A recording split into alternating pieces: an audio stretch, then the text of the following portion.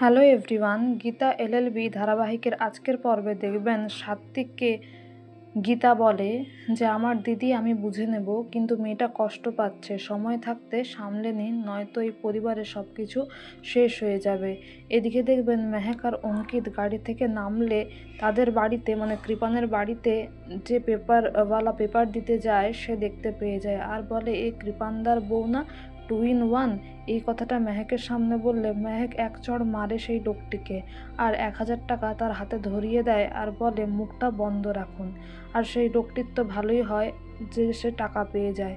এদিকে ধীমান সেন সেই ছবিগুলো দেখতে থাকে আর তার লয়ার বলে তাহলে তো এবারে আপনারাই কেসটা জিতবেন আর ওই গীতা হারবে। তখন ধীমান সেন বলে না না, সে গিনিকে ফোন করে। গিনি বলে আমার কিন্তু ওই বস্তিতে ডুবলে চাই। তখন ধীমান সেন বলে সেসব তুমি ভুলে যাও, আগে বলো ওই ছবিগুলো তুমি কোথা থেকে পেয়েছো, সোর্স কি? গিনি বলে আমার শ্বশুরমশাইয়ের অফিস থেকে পেয়েছি, সোর্স তো আমি জানি না। এদিকে ধীমান সেন কিরণকান্তিকে ফোন করে বলে যে আপনি যে সঞ্জয়কে মারতে দেখেছেন সেই ছবিগুলো তুলেছিলেন, সেগুলো কোন সিম কার্ডে রয়েছে, সিম কার্ডটা কোথায়, খুঁজে দেখুন। এবার কিরণকান্তি মেহেকের রুমে গিয়ে সার্চ করে, সিম কার্ডটা পায় না আর এটা মেহেক ফোন করে গীতাকে বলে দেয়।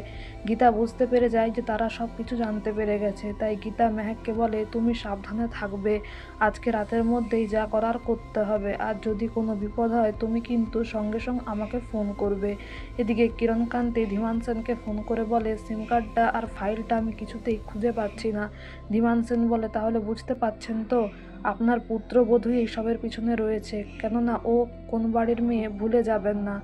এদিকে মেহেক বাড়ি ফেরায় কিরণকান্তি বলে তার ব্যাগ সার্চ করতে। মেহেক যদি সত্যি সুইমিং পুলে যায় তাহলে তো কস্টিউমটা ভেজা থাকবে, যদিও এটা ভজন মিত্রের আইডিয়া।